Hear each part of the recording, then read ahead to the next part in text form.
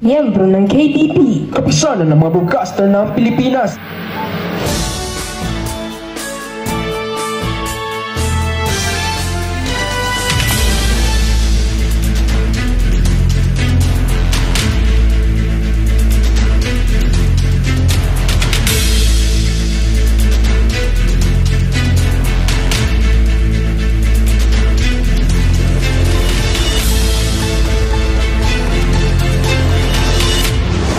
Magandang umaga, Pilipinas! Magandang umaga, Ormo! Ito ang inyong sandigan sa balita, serbisyo, at saya. ang inyong pambansang kuya, Peter At Bagyon. ang inyong pambansang ate, Adel Banghit. Maasahan kahit kailan. Atid sa inyo'y katotohanan. Nagulat. DYRS 107.5 Radio Serbisyo. DYRS. Hatid namin ang pinakanagbabagang balita. Para sa headlines, Gilas Pilipinas tuluyan na nagpaalam sa FIBA Asia Cup matapos ang pagkatalo sa Australia. Dini naghain ng reklamo laban sa online harassment. Ormoc City sinagawa ang libreng kasalang barangay para sa 25 magkasintahan. Ideya nakahuli ng marijuana sa isang bodega sa Tacloban City. Si Medora Camille Villar nanawagan ng mas mahigpit na regulasyon sa online gambling. Max Lozano at Daniela Stranner trending sa Netflix sa pelikulang The Last Goodbye. Sarah Diaz at E.A. Guzman ikinasal matapos ang 12 taon bilang magkasintahan. Pia Bores inanunsyo ang kanyang pagbubuntis sa unang anak. Pag-asa nagbabala sa epekto ng habagat sa Visayas at Mindanao. Tutok lang kababayan. Unang-una para sa umagang ito, Gilas Pilipinas tuluyan na nagpaalam sa FIBA Asia Cup matapos ang pagkatalo sa Australia. Para sa balitang ito, narito ang ating ka-sports Linzel.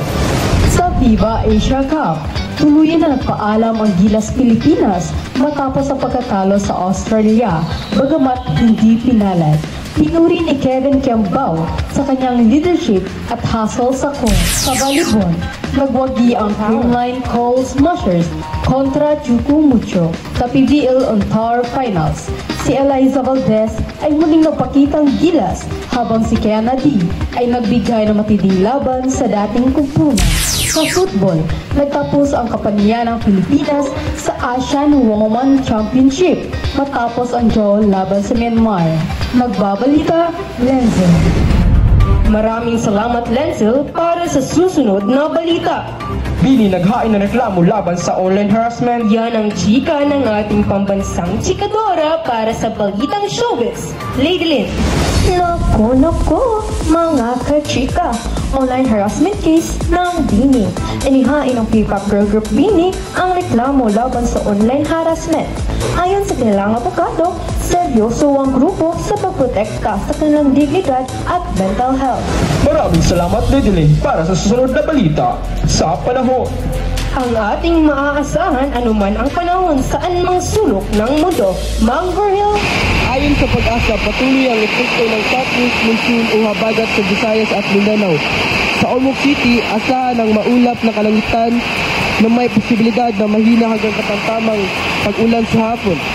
Ang severe tropical storm Podul ay nasa labas ng Philippine Area of Responsibility, ngunit pinapayuhan din ang mga mangingisda na iwasan ang paglalayag sa silagang bahagi ng Visayas dahil sa malalakas na alon. Kung makikita nyo sa aking likuran, napakalakas ng ulan, kaya mag-ingat kayo mga kabayan.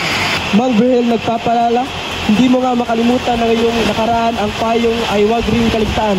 This song is brought to you by ACS Manufacturing Corporation, ISO certified, world-class quality. ACS. Huwag magtaka kung ako ay di na naghihintay.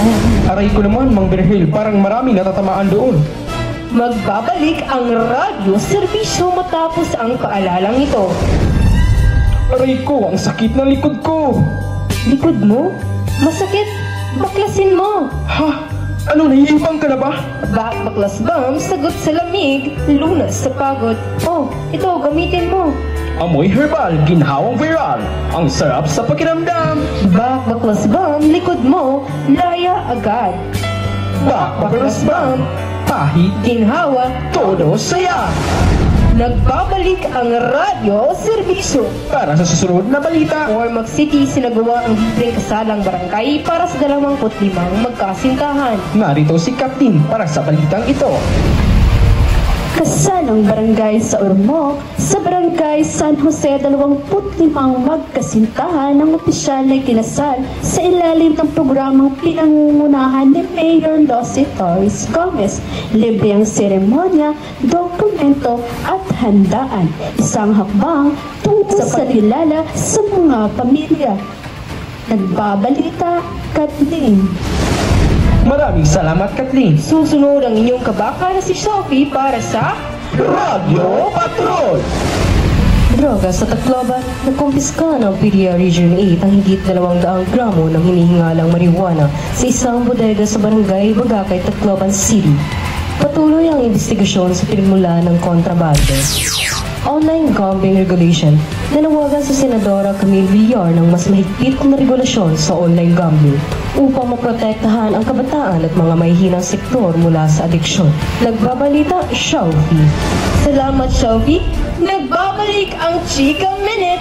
Mainit-init na mga balita, yan ang chika ni Lady Lynn para sa Chika Minute.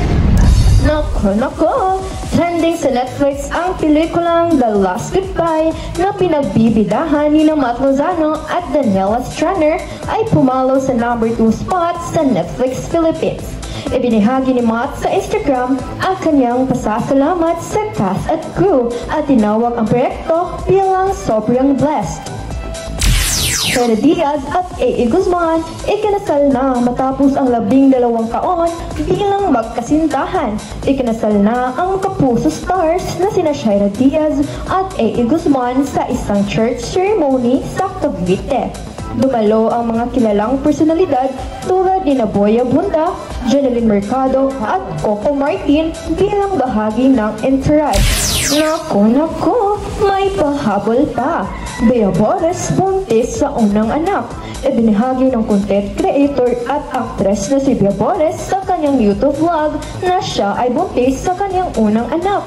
Bagamat hindi inaasahan, sinabi niyang excited siya at handang maging pinakamabuting ina para sa kanyang baby. Nag-uulat ang inyong pambansang chekadora, Lidelyn Dolenzo. Maaasahan sa lahat ng chikahan. Maraming salamat, Lady Lynn. At iyan ang handog naming balita sa araw na ito. Paalala mula sa City Health Office. Libre pa rin ang bakuna kontra tigdas at rubella para sa mga batang edad 9 buwan hanggang 5 taon. Pumunta lamang sa pinakamalapit na Barangay Health Center mula Lunes hanggang Biyernes, 8 a.m. hanggang 3 p.m. Kalusugan ng kabataan, responsibilidad ng lahat. Iyan ang kabuuan ng ating Radio Serbisyo. Maging mapamatyag, maging ligtas, at higit sa lahat, maging maalam.